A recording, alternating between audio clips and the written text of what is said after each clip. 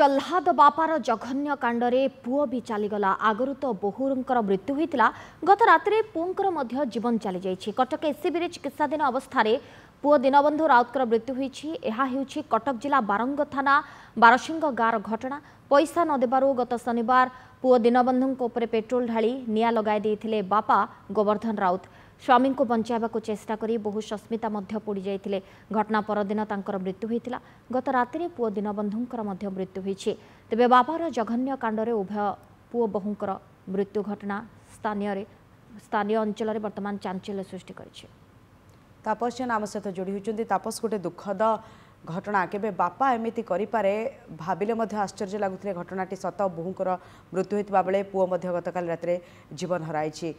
कौन सूचना वर्तमान ए घटना को नहीं अपडेट कौन देखो बर्तमान संपूर्ण परिवेश शोकाकुल परिवेश होती कहीं बापार निआरे संपूर्ण परिवार एवं जुड़ी जाइए। कहीं बापा जो पेट्रोल निआं लगेदेला प्रथम बहु एवं पर पुअर मृत्यु होती। प्रथम परिवेश चित्र देखे बर्तमान देखिए आम से बार्षिका गाँव में अच्छु।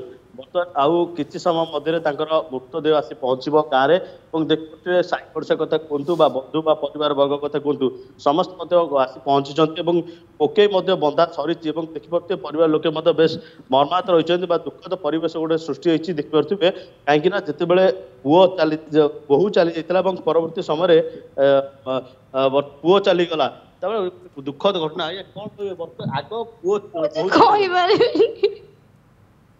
जे कि संपूर्ण दुखद परिवेश भाई कौन कहल बर्तमान कौन बर्तमान पुअर मृत्यु पिला भल पिला झुओ जई मोर से झुओ जई पढ़िया बापा एमती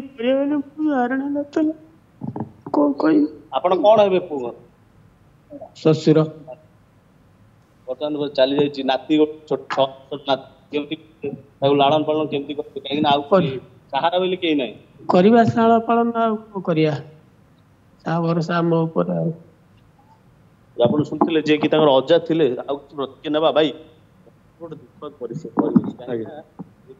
बापा निआरे संपूर्ण बर्तमान आज्ञा तो देखुं आप आसते आगुरी भी नहीं बर्तमान देखुं दुखद घटना समस्ते भी ठाकुर पाखे प्रार्थना करूँ जहाँ बहुटा चली भाव पुओटा रही से छोट पिलाटा अच्छी भविष्य देखू किंतु विधिर विधान तो जहाँ अच्छी आम सह पड़ो किंतु छोट पिलाटा ता भविष्य को नहीं आम ग्रामवासी जहाँ चिंता करुदी ता अजा आई बुढ़ी माटा को नहीं नातीटा को घरे रे जहाँ घर भड़ा भगवान दर जी आसो से परिपोषण करें ता भविष्यटा आगू टे जापर बापार जो कांड कांड बापा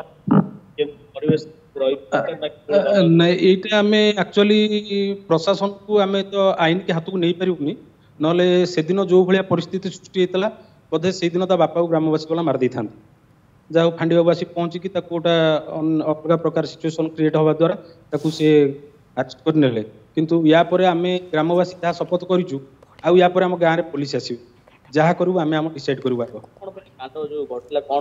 सी पारिवारिक कलह हूँ कौन पैसा पतर सब पैसा हैंगिंग करती सी भी आम आगे कहे मुझे पैसा मागुची ये कर सी भी दिए दबार भी ना पैसा दिए मन कौन रही सी तो कौन ये गोटे हाँ निशा तो सब 24 घंटा से गंजे निशा था किंतु एभलिया परम निष्पत्ति नेले जोटा कि आम विश्वास भी करूँ निशा सुनिश्चित संपूर्ण परिवार साकार करदेला तो निशा तो मुझे कहली बर्तमान निशारे गोड़ीसाई कबलित या प्रति प्रशासन टी दृष्टि देले आम भावुँ आम ग्रामवासी भी बहुत खुशी हो शुणुते जे कि निशा ये जीवन नहीं जाए कहीं खाइबा जो निशा खाइबा परिवार पक्षर मसरे 5,000 टंका लेखाएं दिखती खर्च करते गत मास टंका नहीं परिवर्ते आहरी टंका मागी जहाँफल कि पुओ जो मना करते उभयों भितर किसी पाटितुंड होता जहाँफल कि